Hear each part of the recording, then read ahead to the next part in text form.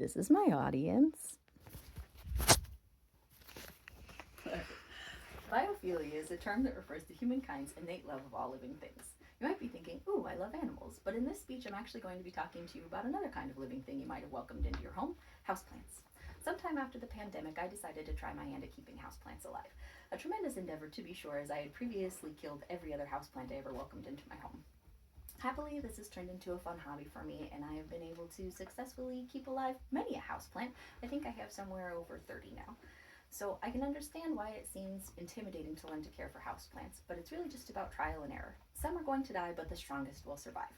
With this speech, I'm going to tell you about the dangers of water, I'll give you tips on how to keep your houseplants alive, and finally, I'll tell you about a couple of plants I find are easy to care for. To begin with, stop watering your plants. I know that sounds crazy, but I promise you they are not that thirsty. If you were to do a quick web search on why your houseplant is dying, the top results are all going to be about overwatering. I know it's counterintuitive, we all know that plants need water to survive, but in this case, too much of a good thing can be a bad thing. Unfortunately, you can also overcorrect and underwater your plants. These guys are just really picky about their water intake. According to Master Gardener Sue Reed St. John in her article, How to Water Houseplants the Right Way, Signs of Overwatering and Underwatering, too much water can prevent oxygen from moving through the soil to reach the plant. If that happens, roots may begin to rot and, ironically, can no longer deliver the moisture the plant so desperately needs. Eventually, the roots will die and the plant along with it. Without moisture, all the important processes mentioned above can't happen. The results? The plant stops growing, the leaves turn dry and brown, the stems become brittle, and the plant will eventually die. So what's the answer? How do you know how much water to give to your new buddies? Luckily, it's fairly simple. You just have to learn how your plants communicate. According to the same article, signs your plant is getting too much water include droopy and yellowing leaves, a mushy stem, and soggy soil. Signs for underwatering are going to be droopy leaves that perk back up after you water, and brown leaves that may be crunchy or begin to curl. You also might notice a gap between the dry soil and the inside of your pot.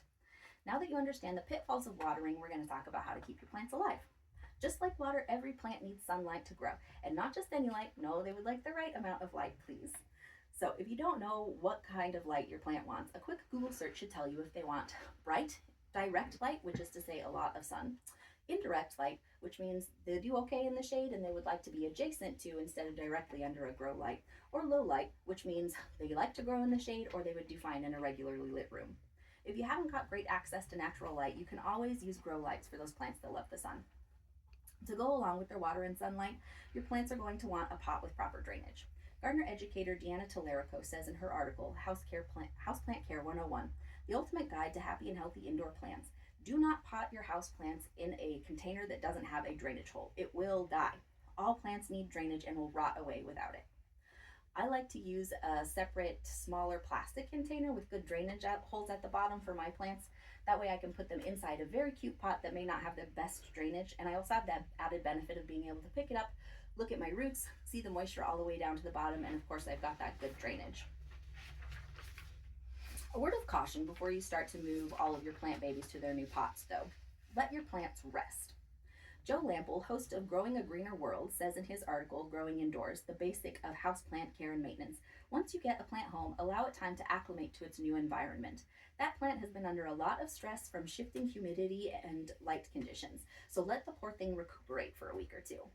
Joe also says, when you're ready to transplant, select a pot that is approximately 2 inches larger than the plant's current home. Gently loosen the roots to break up circular growth. Use a good quality potting soil to fill the new pot just enough to keep the crown of the plant roots between 1 and 2 inches from the rim of the container. Give it a good drink to saturate the soil thoroughly and eliminate any air pockets. Finally, we get to the fun part, my plant recommendations. Here are some of the plants I've had good luck with, even though I have neglected them for a very long time. Number 1 on my list of great plants that are hard to kill, the snake plant. I have a few varieties of these guys, and I have forgotten to water them all the time. Not only are these guys drought tolerant, but they're also going to survive in very low light conditions.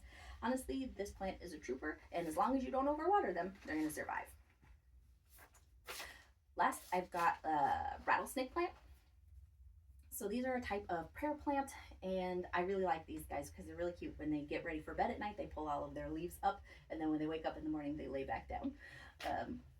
I also find that they're very easy to care for. They like indirect light, so you're not going to want to put them in a bright window or else their leaves are going to burn. They really like to be kept moist, so this isn't one that you can forget to water. You're going to look to water them when the top 1 to 2 inches of soil start to get dry. Oh, and this plant gets bonus points because it's pet safe. To summarize, plants can be picky about their water, sunlight, and the kind of pots they live in. But with a little effort on your part, you can learn how to keep the houseplants alive. And in the event that you do kill one, remember this cheeky sticker that I saw one time. Did I kill the plant, or did the plant just not have what it takes to survive in this fast-paced environment?